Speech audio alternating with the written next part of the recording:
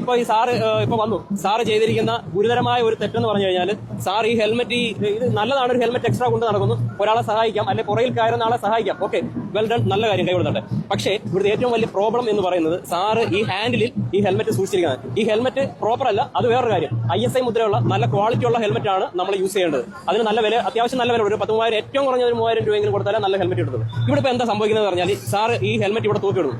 സാറിന് എന്തെങ്കിലും ഒരു അത്യാവശ്യം വരുമ്പോൾ സാർ വേഗതയിൽ ഒന്ന് പോകേണ്ടി വരുന്നു. ഏതെങ്കിലും ഒരു വളവിൽ സാർ പെട്ടെന്ന് ഈ ഹാൻഡിൽ തിരിക്കേണ്ട ഒരു അവസ്ഥ വരുമ്പോഴത്തേക്ക് ഈ ഹാൻഡിലിന്റെ ഇടയിലേക്ക് സാർ ഈ സാധനം ഇതിങ്ങനെ വന്ന് വീഴുന്ന ഒരു സിറ്റുവേഷൻ സാർ ശ്രദ്ധിക്കുക. ഞാൻ കാണിച്ചു തരാം എന്താ സംഭവിക്കുന്നത്. ഇതാ ഈ സ്ഥലത്തേക്ക് വരുമ്പോൾ ഇത് തിരിയില്ല.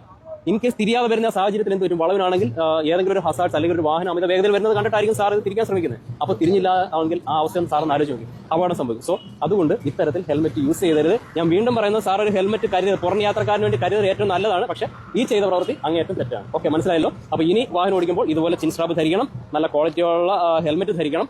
അതുപോലെ തന്നെ വേഗത കുറച്ച് ഓടിക്കണം. അമിത വേഗതയിൽ പോയാലൊന്നും ഹെൽമെറ്റ് നമ്മളെ രക്ഷിക്കില്ല. റോഡിന്റെ ഇടതുവശം ചേർന്ന് പരമാവധി റോഡിൽ കൂടെ യാത്ര ചെയ്യും. മറ്റ് വാഹനയാത്രക്കാരെ ബഹുമാനിക്കാനും പഠിക്കും.